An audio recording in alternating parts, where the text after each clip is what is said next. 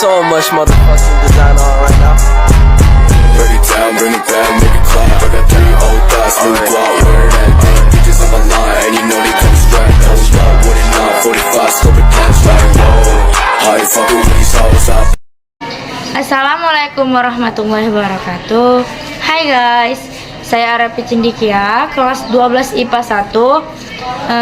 Di sini saya akan mempresentasikan tugas biologi dengan guru pembimbing Bu Novita Indra Melina dengan materi bab 7 evolusi bagian C, yaitu petunjuk terjadinya evolusi. Nah, yang pertama yaitu variasi dalam spesies. Perbedaan dapat muncul pada segi ukuran, berat, warna, fisiologi, maupun tingkah.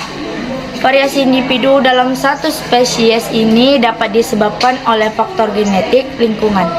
Jika suatu populasi kemudian dengan suatu sebab tertentu menjadi terpecah-pecah dan menempati daerah yang berbeda, lama-kelamaan akan terbentuk variasi karakter yang berbeda antara kedua kelompok. Semakin banyak generasi baru dilahirkan, akan semakin terlihat perbedaannya dengan karakter saat awal sebelum berpisah. Misalnya seperti variasi yang terdapat pada suatu spesies kumbang. Nah, yang kedua yaitu temuan fosil. Fosil merupakan sisa-sisa makhluk hidup yang telah membatu. Dengan adanya temuan fosil, maka dapat diadakan penjelasan apa yang terjadi di masa lampau dan mencoba memprediksi dan mengungkapkannya dengan proses evolusi. Nah, contoh fosil yang paling lengkap adalah fosil kuda. Contoh fosil lain adalah fosil hewan purba yang berasal dari Indonesia seperti Stegodon dari Flores dan kura-kura atlas dari Sulawesi. Yang ketiga, homologi dan analogi. Alat tubuh. Pada tubuh hewan vertebrata terdapat organ yang strukturnya sama namun fungsinya berbeda. Nah, fenomena ini disebut homologi. Perbedaan ini disebabkan oleh adaptasi terhadap lingkungan yang berbeda. Misalnya pada kaki bebek yang lebih cocok untuk mendayung atau berenang, sedangkan kaki ayam yang cocok untuk berjalan. Kedua kaki tersebut memiliki struktur tulang yang sama, namun fungsinya berbeda. Adapun fenomena di mana terdapat bagian tubuh yang fungsinya sama, namun strukturnya berbeda, fenomena ini disebut analogi. Contohnya sayap burung dengan sayap kupu-kupu. Fungsinya sama-sama untuk terbang, namun struktur penyusunnya berbeda. Lanjut yang keempat, alat sisa tubuh.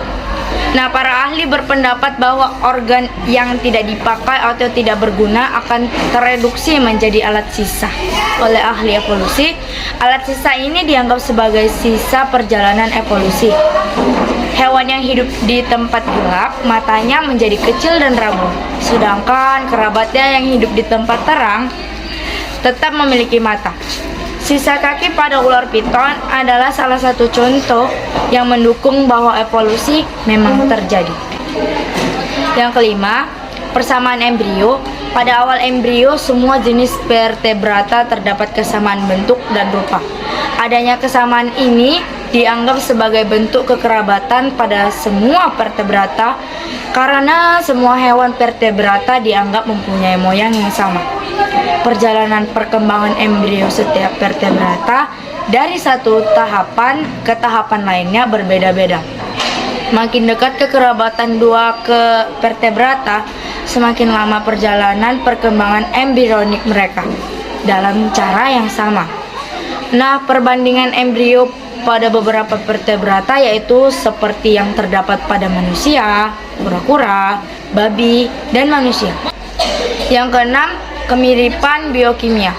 Semua organisme memiliki DNA sebagai bahan genetik dengan suatu kode genetik yang hampir universal. Membandingkan DNA merupakan cara lain untuk mengetahui tingkat kekerabatan dua spesies organisme. Makin jauh hubungan kekerabatan dua spesies organisme, makin banyak perbedaan komposisi proteinnya. Karena Karena makin banyak mutasi yang terjadi selama rentan waktu geologis yang memisahkan mereka. Adapun manusia dan simpanse memiliki urutan asam amino dan hemoglobin yang sama.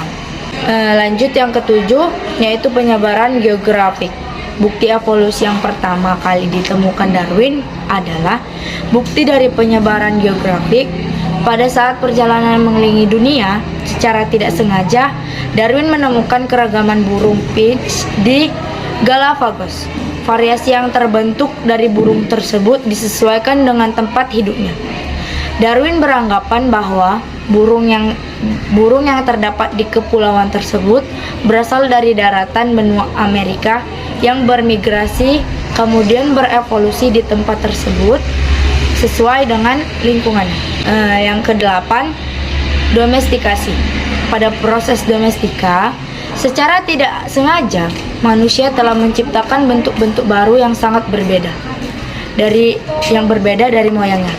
Hal yang paling mudah diamati adalah keragaman dari anjing.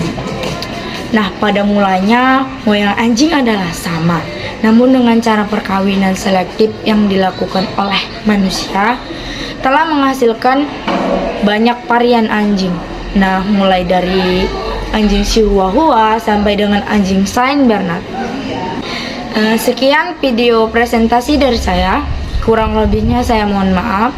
Wassalamualaikum warahmatullahi wabarakatuh. Sampai jumpa.